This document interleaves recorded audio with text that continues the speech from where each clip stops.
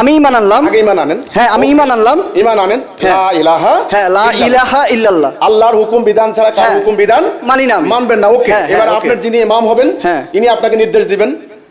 তিনি আপনাকে আপনার মন মতো মানলে হবে না। এখন আমি তো কোরআন থেকে আমি এটা ঈমানটা গ্রহণ করলাম। আমি না, কোরআন থেকে তো শুনেন, আগে তো আমি তো কোরআন আপনার আসে। থেকে গ্রহণ করব না, আমি কোরআন থেকে গ্রহণ করলাম আমার থেকে ইমামটা। নিয়েন না, আমার হ্যাঁ, থেকে নিয়েন না, আমার থেকে আপনি নিয়েন এখন আমি কি না। আরেকটা দল খুলে ফেলবো যে আমি এভাবে করে কি? না, আপনি তাহলে আপনাকে দল খুলতে বলা হয়নি, কিন্তু হ্যাঁ।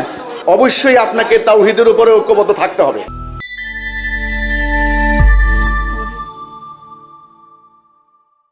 আমার প্রশ্নটা হচ্ছিল যে এরকম যে ইসলামী শিক্ষার বা ইসলামী জ্ঞান প্রয়োজন আছে, কতটুকু জ্ঞান প্রয়োজন আছে, যেটা হচ্ছে এই ইসলামী একটা সংগঠনের নেতৃত্ব দেওয়ার জন্য।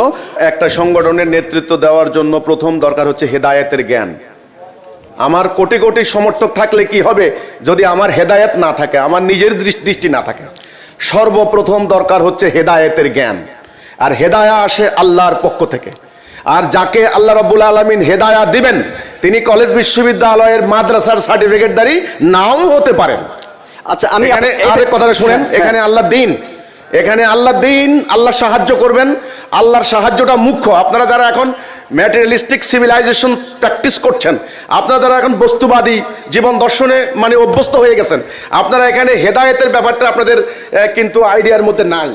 সূরা আলে ইমরানের ৮ নম্বর আয়াতের একটা কথা আছে, রব্বানা লা তুযিগ কুলুবানা বাদা ইয হাদাইতানা ওয়া হাব লানা মিন লাদুনকা রাহমাতান ইন্নাকা আনতাল ওয়াহ্হাব। দুটি শব্দ আছে, একটা হচ্ছে ওহাব, একটা হচ্ছে হেদায়া। এই হেদায়াটা হচ্ছে আল্লাহর পক্ষ থেকে স্পেশাল জ্ঞান। এটাকে আপনি বলতে পারেন ইলমে লাদুনি, আল্লাহর পক্ষ থেকে আসা জ্ঞান। যার উপরে আল্লাহর পক্ষ থেকে আসা জ্ঞান আসে, তিনি মানুষের সমাজে বিরাজিত সকল সমস্যার সমাধান দিতে সক্ষম। এটা আল্লাহর পক্ষ থেকে আল্লাহ ওনাকে দিয়ে দেন। আচ্ছা, তাহলে হচ্ছে এটা ঠিক আছে, আপনার কথা অনুযায়ী আপনি ঠিক আছে।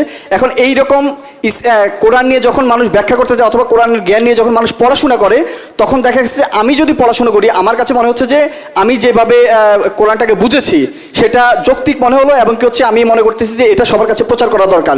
সেজন্য কি আমার একটা আলাদা দল খুলে ফেলা সেটা কি যৌক্তিক হবে না অযৌক্তিক? আপনাকে আগে কোরআন পড়তে বলছে কে? আপনাকে আগে ঈমান আনতে বলা হয়েছে।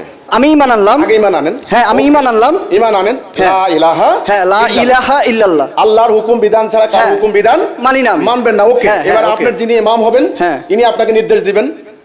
তিনি আপনাকে আপনার মন মতো মানলে হবে না। এখন আমি তো কোরআন থেকে আমি এটা ঈমানটা গ্রহণ করলাম। আমি না, কোরআন থেকে তো শুনেন, আগে তো আমি তো কোরআন আপনার আসে। থেকে গ্রহণ করব না, আমি কোরআন থেকে গ্রহণ করলাম আমার থেকে ইমামটা। নিয়েন না, আমার থেকে হ্যাঁ, নিয়েন না, আমার থেকে আপনি এখন নিয়েন আমি না। কি আরেকটা দল খুলে ফেলবো যে আমি এভাবে করে কি? না, আপনি তাহলে আপনাকে দল খুলতে বলা হয়নি, কিন্তু হ্যাঁ।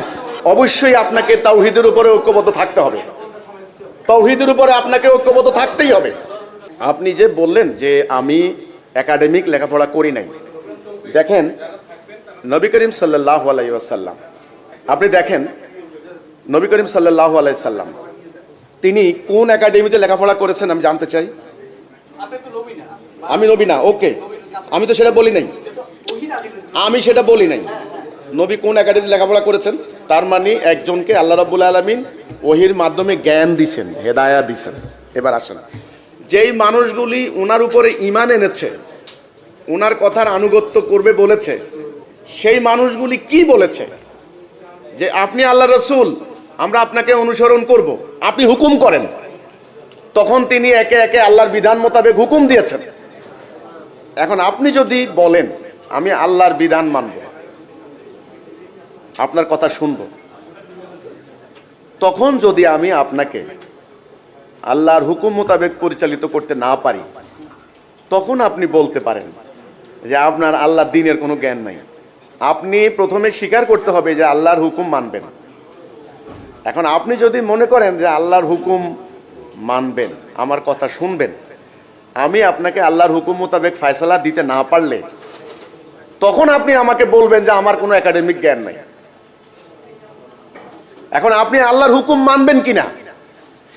এখন তো আমি দেখলাম আপনারা আল্লাহর হুকুম মানতে চাচ্ছেন না, আপনারা চাচ্ছেন বর্তমানে শরীয়তের মাসলা মাসাইলের বিধিবিধান। আপনারা আল্লাহর হুকুম মানবেন না। আল্লাহর হুকুম মানবেন বলছেন না, তো আল্লাহ বলছেন তোমরা ঐক্যবদ্ধ হও, আপনারা ঐক্যবদ্ধ হবেন না। আপনারা বলবেন আপনারা ঐক্যবদ্ধ হলে আমাদের এই সমস্যা, ওই সমস্যা, ওই সমস্যা। তাইলে তো আল্লাহর কথা তো মানতে হবে আগে।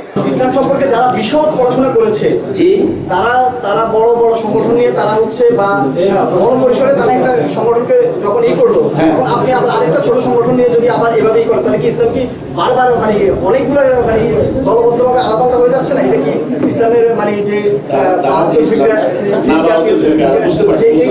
হয়ে যাচ্ছে না বিষয়টা? দুর্ভাগ্যজনক ব্যাপার হচ্ছে তারা যে ইসলামটা প্রতিষ্ঠা করতে চাচ্ছেন, ওটার আকিদা, ওটার কনসেপ্টটা আল্লাহ রসুলের প্রকৃত ইসলাম ছিল না। এখানে কিন্তু আপনাদের মানতে অনেক কষ্ট হচ্ছে, কারণ তাদের সংখ্যাটা অনেক বড়, 1 নাম্বার। 2 নাম্বার হচ্ছে তারা যে প্রক্রিয়ায় আগাচ্ছেন, অগ্রসর হচ্ছেন, ওটা আল্লাহ রসুলের প্রক্রিয়া নয়। ওই প্রক্রিয়াতে দিন প্রতিষ্ঠা হবে না, কোনোদিন হবে না। সেটাও যে আল্লাহ রাসূলের প্রক্রিয়া, সেটা আমরা কিভাবে বুঝবো? কারণ হচ্ছে আপনি তো আল্লাহ রাসূলের তরিকা অনুযায়ী আপনি দাড়িও ছোট রাখছেন, যেটা হচ্ছে অনেকে বলছে যে আল্লাহ রাসূলের তরিকা হচ্ছে দাড়ি বড় রাখা, সুন্নতটাকে ই করা। আমি আমাদের যে কর্মসূচিটা আমি বললাম যে 5 দফা কর্মসূচি, এখানে আল্লাহ রসুল কি বলছেন খুব খেয়াল করেন। এখানে আল্লাহ রসুল বলছেন যে আল্লাহ আমাকে 5টি কাজের আদেশ দিচ্ছেন, আমি তোমাদেরকে দিয়ে যাচ্ছি। তোমরা 1 নম্বরে ঐক্যবদ্ধ হবে, 2 নম্বরে এই যে কর্মসূচি, এখান থেকে আধাত সরে গেলে, খেয়াল করেন, আধাত সরে গেলে ইসলামের রশি খুলে যাবে। কোনো লোক নামাজ পড়লেও, রোজা রাখলেও, নিজেদেরকে মুসলমান বলে দাবি করলেও জাহান্নামে জ্বালানি পাথর। আচ্ছা, নামাজ পড়লেও, রোজা রাখলেও জাহান্নামে জ্বালানি পাথর। আধাত সরে গেলে, সেখান থেকে আমরা সরে গেলাম সবাই। এটা হচ্ছে রাসূলুল্লাহর সে দিন প্রতিষ্ঠার কর্মসূচি। এই কর্মসূচি আমাদেরকে নিতে হবে। দুর্ভাগ্যবশত যারা দিন প্রতিষ্ঠা করতে চাচ্ছেন তারা এই কর্মসূচির মধ্যে নাই। আর আল্লাহ দেওয়া কর্মসূচি না অনুসরণ করলে আমরা আল্লাহর সাহায্য পাবো না। আল্লাহ সাহায্য করবেন মোমেনকে, এখানে কিন্তু বিরাট প্রশ্ন। আল্লাহ হেল্প করবেন মোমেনকে। এবার আসেন মোমেনকে, আমরা তো মনে করি নামাজ রোজা পড়লেই মোমেন। সূরা হুজরাতের 15 নম্বর আয়াত, এখানে আল্লাহ পরিষ্কার বলেছেন, নিশ্চয়ই তাহারাই মোমেন যারা আল্লাহ এবং তার রাসূলের প্রতি ঈমান আনে। প্রথম পয়েন্ট, ঈমান আনে, এরপরে কোনো সন্দেহ করে না, জান মাল দিয়ে জেহাদ করে। ঈমান এবং জেহাদ দুটো একেবারে মৌলিক শর্ত মোমেন হওয়ার। ঈমানটা কি? ঈমানটা হলো আল্লাহকে ইলাহ হিসেবে, আল্লাহর হুকুম ছাড়া আমি আর কারো হুকুম মানি না, এটা হচ্ছে ঈমান। এলাহের মানি তো এখন উল্টা করা হয়েছে, এলাহ মানে উপাস্য, আল্লাহ ছাড়া কোনো উপাস্য নাই। এখানে তো ভুল। তাহলে ঈমান মানে হলো sovereignty of Allah, he who is to be obeyed. তিনি সেই সত্তা যার আদেশ মানতে হবে, যার সভরেন্টি মানতে হবে, যার চূড়ান্ত আদেশ আনুগত্য করতে হবে, এটা হলো ইলাহ। তো তাহলে আমি আল্লাহ ছাড়া অন্য কোনো সত্তার আনুগত্য করব না, এই কথার উপরে ঐক্যবদ্ধ হবেন এবং জানমাল দিয়ে আপনি জিহাদ করবেন, তবে আপনি মোমেন। এখন মোমেন না হলে আপনারা যতই আন্দোলন করেন কোনো লাভ হবে না, আল্লাহর সাহায্য আসবে না।